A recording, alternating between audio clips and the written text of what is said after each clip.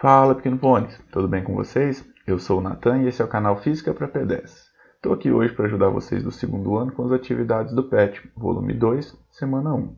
Bom, de que a gente vai falar no vídeo de hoje? A gente vai falar sobre temperatura e calor, a diferença entre elas e vai resolver as questõezinhas do PET aí. A ordem está um pouquinho diferente porque eu acho que desse jeito fica um pouco mais didático. E depois a gente vai falar sobre as escalas termométricas e como converter de uma escala para outra. Então bora lá? Bom, no dia a dia a gente usa muito temperatura como se fosse a mesma coisa que calor. Mas a gente vai ver durante o vídeo de hoje que são coisas diferentes. Temperatura é o grau de agitação térmica das moléculas e calor é a transferência de energia entre um corpo e outro, tá bom? Bom, então temperatura ela é uma propriedade intensiva dos corpos. Como assim? Intensiva é que não depende da extensão. Você pega uma garrafa de água da geladeira.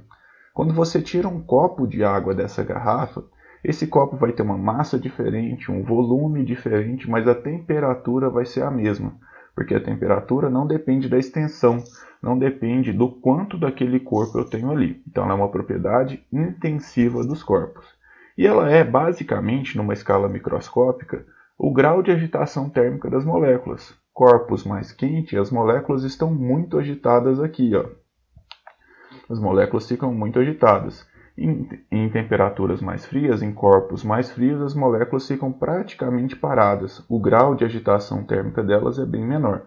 Então, quanto maior a temperatura do corpo, o fator macroscópico que a gente vê é um corpo quente, né? Um corpo a altas temperaturas é um corpo quente, mas microscopicamente falando, é um corpo com as moléculas muito agitadas. E um corpo frio, ele tem pouca agitação térmica nas moléculas. Pensando nisso, existe uma temperatura mínima, que é a temperatura que corresponde a um estado de agitação nulo.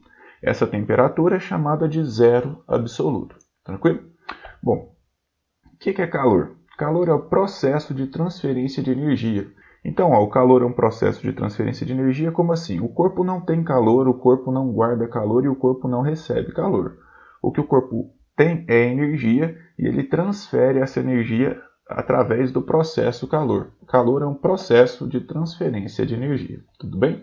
Então ele acontece sempre do corpo mais quente para o corpo mais frio. O corpo mais quente fornece energia em forma de calor para o corpo mais frio, e esse corpo mais frio recebendo esse calor, ele aumenta a energia dele. Então é um processo sempre do corpo mais quente, do corpo de maior temperatura para o corpo de menor temperatura.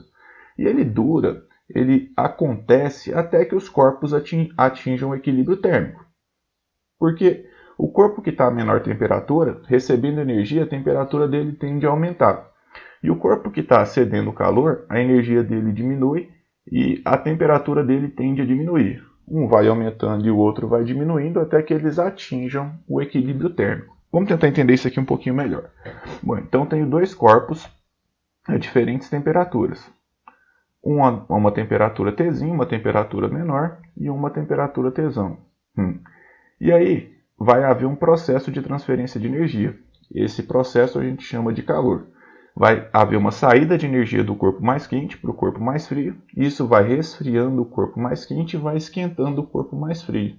E aí esse processo em algum momento para, que é quando os dois atingiram o equilíbrio térmico, que é quando os dois atingiram a mesma temperatura. Tranquilo? A unidade de calor no sistema internacional é o Joule. Ou, no dia a dia, a gente utiliza muito calorias, tá bom? É a unidade de energia, por quê? Porque calor é o processo de transferência de energia térmica do corpo mais quente para o corpo mais frio. Se os corpos não tiverem diferença de temperatura, não faz sentido a gente falar de calor, porque não há troca de energia térmica entre eles. Beleza? Bom, bora fazer a primeira questão então? Em uma obra, um trabalhador golpeia uma lata de metal usando um martelo para esvaziá-la. Após o movimento, observa-se que a temperatura da lata se eleva bastante. Com suas palavras, justifique o aumento de temperatura da lata devido à movimentação das partículas com o martelo. Lembre-se dos conceitos de temperatura e calor. Bom, galera, quando eu bato o martelo, o que eu faço é aumentar a agitação térmica das moléculas numa escala microscópica. Aumentar o grau de agitação térmica das moléculas é aumentar a temperatura. Então, quando eu bato o martelo, eu aumento o grau de agitação térmica das moléculas e isso se traduz, isso é um aumento de temperatura. Tranquilo? Vamos tentar colocar isso em palavras. Ao batermos o martelo, nós aumentamos a agitação das moléculas. Ou seja,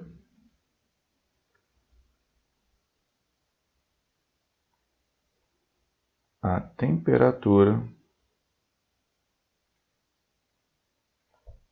dos corpos. Tanto do martelo quanto da lata que eu estou golpeando. Os dois aumentam a temperatura, porque durante o impacto aumenta a agitação térmica das duas superfícies. Logo, tanto o martelo quanto a latinha de metal vão ficar mais quentes, porque aumentar a agitação térmica das moléculas é aumentar a temperatura, já que a temperatura dos corpos é a medida da agitação térmica das moléculas, tá bom? Acho que a gente pode colocar aqui, uma vez que a temperatura é a medida do grau de agitação das moléculas. Beleza? Bem completinho. Bora para 2 então. Galera, antes de fazer a 2, se inscreve no canal, deixa um joinha, não custa nada, seu dedo não vai cair e ajuda muita gente a crescer e atingir mais pessoas. Se puderem também, compartilhem com os coleguinhas. Quanto mais gente assistir esse vídeo, mais útil ele vai ser, tá bom? Bom, bora para 2 então. O calor é definido como uma energia térmica que flui entre os corpos. O fluxo de calor entre dois corpos em contato se deve inicialmente a... Então, só relembrando aqui, né, quando eu tenho dois corpos, só vai haver fluxo de calor quando houver diferença de temperatura entre eles. Um a uma temperatura menor e outro a uma temperatura maior. Vai haver doação de energia do mais quente para o mais frio, até que eles atinjam o equilíbrio térmico. Então, o fluxo de calor entre os dois corpos só vai acontecer quando eles tiverem temperaturas diferentes. Então, a letra A. As temperaturas dos corpos serem iguais? Não, senhor, né? Elas precisam ser diferentes. Letra B. As temperaturas dos corpos serem diferentes? Isso aí. Letra B, então, está correta. Letra C. Os corpos estarem muito quentes? Não. Os corpos estarem muito frios? Não adianta os dois estarem à mesma temperatura muito quente ou os dois estarem à mesma temperatura muito fria, né? Não faz diferença. O calor externo ao sistema. Então a resposta certa aqui é a letra B de bola. Tranquilo? Bora para a questão de número 5 então. Classifica as afirmações a seguir em verdadeiro, V para verdadeiro e F para falso. A energia interna de um corpo pode aumentar sem que o corpo receba calor? A energia interna de um corpo está diretamente associada à temperatura dele. Quanto maior a energia interna do corpo, maior a agitação térmica das moléculas, logo maior a temperatura. A gente viu no caso do martelo lá que quando eu bato o martelo, o impacto gera um aumento nessa agitação térmica. Gera um aumento na energia interna do corpo então. E não há uma diferença de temperatura, ou não necessita que haja uma diferença de temperatura entre o martelo e a lata. Basta que haja essa força de interação entre os dois. Essa força ela gera esse aumento da energia interna sem que haja esse processo de troca de energia devido à diferença de temperaturas. Então, sim, é possível aumentar a energia interna de um corpo sem que haja o processo de calor, tá bom? Esfregando as duas mãos uma contra a outra, a temperatura das mãos aumenta devido ao atrito entre as superfícies. Isso mesmo, quando eu esfrego as duas superfícies aqui, essa interação entre as duas superfícies, essa força que aparece aqui, que é a força de atrito, aumenta a agitação térmica das moléculas, logo aumenta a temperatura.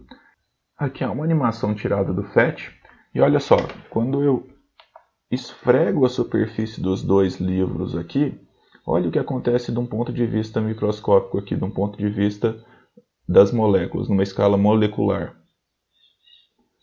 Vai aumentando o grau de agitação térmica das moléculas e isso se traduz como um aumento de temperatura. Então, essa interação dessa força de atrito, dessa força de fricção aqui entre as duas superfícies, gera um aumento de temperatura. Tranquilo? Então a segunda também está verdadeira. Podemos confiar somente em nosso tato para medir a temperatura? Bom, quando você está com a mão muito gelada, por exemplo, você estava lavando vasilhas ou alguma coisa do tipo, e encosta em uma pessoa, você sente essa pessoa mais quente do que de fato ela está. Ou quando você sai do banho quente e encosta na maioria das superfícies, você sente essas superfícies mais frias do que geralmente você sente. Então, a sensação térmica, a sensação do tato, ela é falha, ela não é muito precisa para medir temperaturas, tá? Porque depende da temperatura que sua mão está para essa aferição ser mais precisa ou não. A sensação térmica, ela te engana às vezes. Então, confiar somente no tato não é a melhor opção. Portanto, essa aqui é falsa. A temperatura de um corpo é a quantidade de calor que ele possui? Não, né? Temperatura é o grau de agitação térmica das moléculas. E o calor é o processo de transferência de energia de um corpo para o outro. Repeti tantas vezes que eu acho que já deve estar memorizado aí, né? Então, essa também é falsa porque a temperatura não é a quantidade de calor de um corpo, tá bom? Bora para 6 então? Escolha a opção que completa corretamente as lacunas do texto. Por muito tempo na história da física, considerou-se que o calor era uma propriedade dos corpos, que a possuíam em uma quantidade finita. Esse conceito errôneo desapareceu no final do século XVIII, e hoje sabe-se que o calor é uma forma de, e portanto não tem sentido falar em... Quando a gente fala de calor, ele é um processo. O tio vai fazer uma analogia para tentar ficar mais simples de vocês entenderem isso, se é que vocês ainda não entenderam. Bom, pensa aqui que eu tenho duas fábricas, tá? E essas fábricas, elas possuem um estoque de caixas, tudo bem? Aqui na nossa analogia, as fábricas são os corpos, os dois corpos que estão interagindo. E eles possuem caixas que fazem o papel de energia, tá bom? E esse aumento de caixa se resume, né, numa quantidade maior, num estoque maior. E aí, quando uma fábrica tem muita energia, tem muitas caixas e a outra tem poucas caixas, aí aparece o calor. O que é o calor? É o transporte dessas caixas do que tem mais para o que tem menos. Então eu venho aqui, pego duas caixas e levo para o outro lado. O caminhãozinho, ele é o calor. Ele é o processo de transferência de caixas de energia de um corpo para o outro. Nenhuma das fábricas tem caminhão, nenhuma das fábricas tem transporte. O que as caixas têm é energia, é caixas. E quando eu tenho o transporte, há uma alteração na quantidade de caixas entre essas duas fábricas. Há uma alteração na quantidade de energia entre os corpos. Então, uma fábrica ela não possui transporte. Não faz sentido eu falar que uma fábrica possui transporte. O que a fábrica possui são caixas. Então o corpo ele possui energia. E quando tem calor, tem um processo de transferência de energia de um corpo para o outro. Mas nenhum dos corpos armazena calor. Porque calor é um processo de transferência. Ok? Fez sentido para vocês, galera? Então beleza. Então aqui, ó. E hoje sabe-se que o calor é uma forma de energia em trânsito, de transferência de energia, tá bom? Então essa aqui está certa, temperatura não, pressão não, força não, momento não. Então a letra A já está certa. E portanto não tem sentido falar em calor contido nos corpos, porque calor, por definição, é um processo de transferência. Então se tenho só um corpo, eu não tenho transferência, então o corpo não tem calor sozinho. Fechou? Resposta certa aqui, letra A. Beleza, pessoal? Bora para a próxima, então. Questão de número 4. Como eu já disse, eu alterei um pouquinho a ordem, mas vou fazer todas aqui junto com vocês. Quando uma enfermeira coloca um termômetro clínico de mercúrio sobre a língua de um paciente, por exemplo, ela sempre aguarda algum tempo antes de fazer a sua leitura. Esse intervalo de tempo é necessário. Então, o termômetro, acho que todo mundo sabe, ele é um instrumento para medir temperatura. Mas eu acho que pouca gente sabe que o termômetro ele não mede a temperatura dos corpos. Ele mede a temperatura dele mesmo. Ele mostra a temperatura dele próprio. Então, como que a gente usa o termômetro? Basicamente, a gente tem uma pessoa que coloca esse termômetro em contato com ela. Se o termômetro não estiver em equilíbrio térmico, ou se ele não estiver na mesma temperatura que o corpo, vai haver um processo de transferência de energia térmica aqui, até que eles atinjam esse equilíbrio térmico. Quando eles atingirem esse equilíbrio térmico, aí sim eu posso olhar no termômetro. Por quê? Porque aí o termômetro vai estar na mesma temperatura que você. A temperatura do termômetro vai ser igual à temperatura do corpo. E aí quando eu olhar nele, ele vai estar mostrando a temperatura do corpo. Tudo bem? Então, para que o termômetro funcione direitinho, esse tempo é necessário para que os corpos fiquem à mesma temperatura, para que os corpos fiquem em equilíbrio térmico. Então, letra A. Para que o termômetro entre em equilíbrio térmico com o corpo do paciente. Ok, letra A já parece estar certa, já vou até marcar aqui. Letra B. Para que o mercúrio, que é muito pesado, possa subir pelo tubo. O mercúrio ele é um metal pesado, mas ele dilata pela variação de temperatura. Então é possível a gente perceber essa variação do seu tamanho e é por isso que a gente consegue medir a temperatura. Mas não tem nada a ver, o termômetro ele precisa estar à mesma temperatura que você. E aí, pela dilatação do mercúrio, é que a gente consegue fazer a leitura do termômetro, mas não é para que ele possa subir ou coisa do tipo. Letra C. Para que o mercúrio passe pelo estrangulamento do tubo capilar. Não, né? O termômetro já é preenchido pelo mercúrio dentro do tubo. Devido à diferença entre os valores de calor específico do mercúrio e do corpo humano. Bom, o calor específico está associado ao quanto a temperatura muda para uma quantidade de energia que ele recebeu. Aqui não tem nada a ver também. Porque o coeficiente de dilatação do vidro é diferente do coeficiente de dilatação do mercúrio. Isso é verdade, o mercúrio dilata bem mais do que o vidro e é por isso que eu consigo perceber a marcação lá no termômetro, né? Porque basicamente só a dilatação do mercúrio é que é perceptível, mas de novo, para ele medir a temperatura certa, o que precisa ter é o equilíbrio térmico entre os dois corpos. Portanto, letra A aqui, resposta correta. Bom, vamos falar sobre as escalas termométricas? Bom, quando a gente fala de distância, a gente tem várias unidades para medir, quilômetros, metros, palmos, polegadas, etc, etc. Quando a gente fala de temperatura, a gente também possui algumas unidades diferentes para medir temperatura. Essas unidades diferentes são chamadas de escalas termométricas. E as principais são Kelvin, Fahrenheit e o Celsius, que aqui no Brasil é o mais famoso, né? A gente usa basicamente só o Celsius aqui no Brasil. Então, as escalas termométricas são as diferentes maneiras que a gente tem para medir, para dimensionar a temperatura. As principais escalas são o Kelvin, o Celsius e o Fahrenheit. É importante a gente saber aqui, principalmente, que o Celsius ele é conhecido como temperatura absoluta ou escala absoluta. Por quê? Porque ele não considera temperaturas negativas, só temperaturas positivas. Por que disso? Porque ele foi criado a partir daquele conceito do zero absoluto, né, que é a menor temperatura que pode ser atingida, a temperatura que corresponde a um grau de agitação nulo. Então o Kelvin só tem temperaturas positivas, é a unidade do sistema internacional, o sistema que padroniza as unidades. Se a gente quiser falar de uma forma universal, a gente tem que falar em Kelvin. O Celsius é a mais utilizada no Brasil, e o Fahrenheit é muito utilizado nos Estados Unidos. É importante a gente saber a temperatura de vapor e a temperatura de gelo nessas três escalas, porque é a partir delas que a gente equaciona como transformar de uma escala termométrica em outra, tá bom?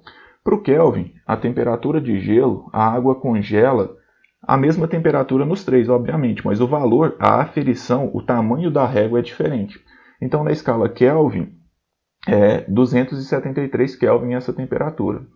E a temperatura do vapor, na escala Kelvin, é 373. Na escala Celsius, a gente está mais familiarizado. A água congela na medida 0 graus Celsius e evapora, né, vira vapor a 100 graus Celsius. A temperatura Fahrenheit é 32 graus Fahrenheit e 212 a temperatura do vapor. Talvez esses valores não sejam tão familiares assim, mas a gente precisa deles para poder converter entre uma escala e outra, tá bom? Então vamos ver essas conversões? Entre Celsius e Fahrenheit, a gente vai pegar aqui os dois termômetros, vai colocar as temperaturas de referência, a temperatura do gelo, que na escala Celsius é o 0, e na escala Fahrenheit é o 32. Vai pegar a temperatura do vapor, que na escala Celsius é 100, e na escala Fahrenheit é 212. E aí vai pegar uma temperatura qualquer, uma temperatura entre essas duas. Pode ser acima das duas ou abaixo dessas duas, mas uma temperatura qualquer comum às duas escalas. A medida delas pode ser diferente, então vou chamar essa aqui de TC. e essa aqui de TF. Então, ó, eu tenho 3 temperaturas que são medidas, né, em diferentes escalas, em 2 escalas diferentes. As temperaturas em si não precisam ter relação entre si, mas as variações entre elas precisam ser proporcionais. Então, a mesma proporção que eu tiver quando eu variar entre 0 e 100, eu tenho que ter quando eu variar entre 32 e 212. E a mesma proporção que eu tiver quando eu variar entre TC e 0 aqui, por exemplo, eu tenho que ter para TF sobre 32. E é a partir dessas proporções entre essas variações que a gente constrói as conversões entre as escalas. Então aqui, eu gosto de pegar sempre o do meio menos o de baixo e colocar no numerador. Então vai ficar TC menos 0 é igual a TF menos 32. E vou dividir por outra variação, porque a razão entre essas variações tem que ser igual, já que essas variações são proporcionais. Vou inverter aqui o sentido da seta. E o de cima menos o de baixo, o maiorzão aqui, para colocar no denominador. Então a variação menorzinha fica em cima, que é mais fácil de carregar, e a variação maior de cima até lá embaixo fica embaixo no denominador, porque é mais difícil de carregar. Então é mais forte, né? Fica embaixo e consegue segurar a mais levinha, que é a menor. 100 menos 0 aqui. Opa, não precisa de 2 iguais não, né? Dividido então por 212 menos 32. Então aqui, ó, TC dividido por 100 é igual a TF menos 32 dividido por 180, 212 menos 32. Eu posso simplificar dos dois lados por 20, dividir o denominador dos dois lados por 20, e aí a gente tem que TC sobre 5, 100 dividido por 20, é igual a TF menos 32 sobre 9. Bom, galera, eu sei que não ficou bonito, tá? Mas nem todo mundo é bonito, então a gente tem que se conformar com algumas coisas. Aqui é como eu converto entre a escala Fahrenheit para a escala Celsius. O que eu tenho que fazer? Por exemplo, se eu tenho uma temperatura em Celsius, eu venho aqui, substituo ela no TC, faço a continha e acho o TF. Se eu tenho uma temperatura em Fahrenheit, eu substituo ela aqui e aí calculo a temperatura em TC. Natan, não posso só decorar isso aqui não? Até pode. Só que em Enem, em provas, é comum cair umas escalas que não são essas 3. E se você não consegue equacionar essas variações aqui, você não vai conseguir resolver esse tipo de questão. Então, pensando um pouquinho mais longe, vale a pena você aprender como constrói essas escalas, tá bom? Bora para a próxima então, que é a conversão entre Celsius e Kelvin. A mesma coisa, a gente vai pegar 3 temperaturas aqui, geralmente a do vapor e a do gelo, né? Na escala Celsius, aqui é 0 e 100, né? Graus Celsius. E na Kelvin é 273 e 373 Kelvin. A temperatura qualquer eu chamo de TK e TC.